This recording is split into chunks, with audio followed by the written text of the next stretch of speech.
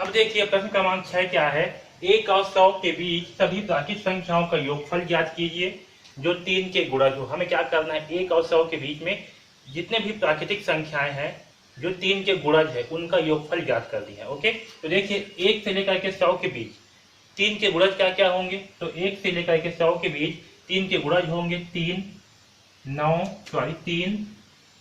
3 के बाद क्या होगा 6, फिर 9 12, ऐसे करते हुए अंतिम संख्या क्या होगी 99 होगी 1 से लेकर के 100 के बीच में। ओके, यानी कि हमें जो है इन्हीं का योगफल ज्ञात करना है। है समझ में, क्योंकि ये क्या है 3 के गुणज है और प्राकृतिक संख्या भी है। ओके, तो हमें क्या करना है, इन संख्याओं का हमें योगफल ज्ञात करनी है।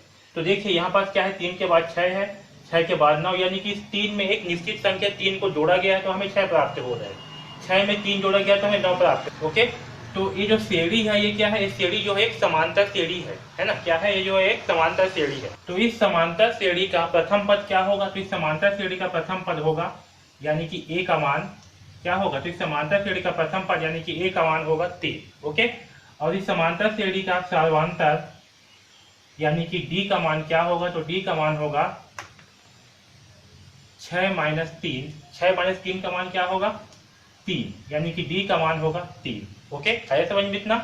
अब देखिए इस श्रेणी का अंतिम पद क्या है, यानी कि nवां पद, तो अंतिम पद है 99। ठीक है, तो इस श्रेणी का अंतिम पद क्या है 99 है, यानी कि l का मान क्या है 99, और साथ में अंतिम पद यानी क्या है आपका nवां पद भी है, तो आपका an का मान भी क्या है 99 है। ओके, अब देखिए समांतर श्रेणी का nवां पद का मान क्या होता है, an बराबर a plus n minus 1 into D होता है। ओके, तो हम जो है हमें जो भी मान यहाँ प्राप्त है इन सारे मानों के इसमें हम रख देते हैं। तो an का मान कितना है, an का मान है 99 बराबर a का मान कितना है, a का मान है 3 प्लस n का मान हमें नहीं मालूम तो n माइनस 1 कर देते हैं। d का मान क्या है 3, क्या होगा 3। ओके, अब यहाँ देखिए 99 बराबर 3 प्लस 3 इंटू n क्या होगा, तो यहाँ होगा 3n माइनस 1 इंटू 3 क्या होगा -3, तो प्लस 3 से -3 क्या हो जाएगा आपका कैंसल। ओके, तो यहाँ से हमें 99 बराबर 3n प्राप्त होगा, और यहाँ से हमें n का मान क्या प्राप्त होगा, तो यहाँ से हमें n का मान प्राप्त होगा 99/3। ओके, यहाँ से क्या होगा 3 एकम 3, 3 तिहाई 9, 3 तिहाई 9, यानी कि हमें n का मान क्या प्राप्त होगा, तो हमें n का मान प्राप्त होगा 33। क्या प्राप्त होगा हमें n का मान, n का मान जो है हमें 33 प्राप्त होगा। ओके, अब देखिए हमें n का मान प्राप्त हो गया। अब हमें क्या निकालना है, प्राकृतिक संख्याओं का योगफल ज्ञात करना है। योगफल यानी कि Sn। ओके, तो Sn बराबर क्या होता है, Sn बराबर होगा n/2 a plus l।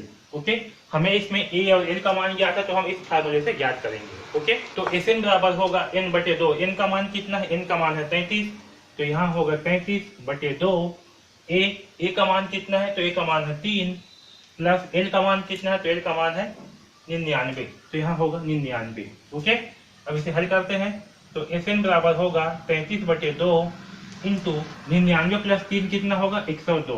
Okay, और इसे जो है सिंप्लीफाई करते हैं, 2 एकम 2, 2 पंचे 10, 2 एकम 2। ओके, तो हमें Sn का मान क्या प्राप्त होगा 33 इंटू 51, और 33 इंटू 51 का मान क्या होगा, तो देखिए 1 तिया 3, 1 तिया 3, 5 तिया 15 की 5, हासिल आएगा 1, 5 तिया 15 और 1 16, इसे जोड़ने पर क्या आएगा 3, 5 और 3 8, 6 और ये 1। ओके, तो हमें Sn का मान क्या प्राप्त होगा, यानी कि हमें Sn का मान यानी कि हमें प्राकृतिक संख्याओं का योगफल क्या प्राप्त होगा, तो हमें योगफल प्राप्त होगा 1683। ओके, यानी कि 1 से लेकर के 100 के बीच सभी प्राकृतिक संख्याओं का योगफल जो 3 का गुणक हो, 3 का गुणज हो, उनका योगफल कितना होगा 1683 होगा।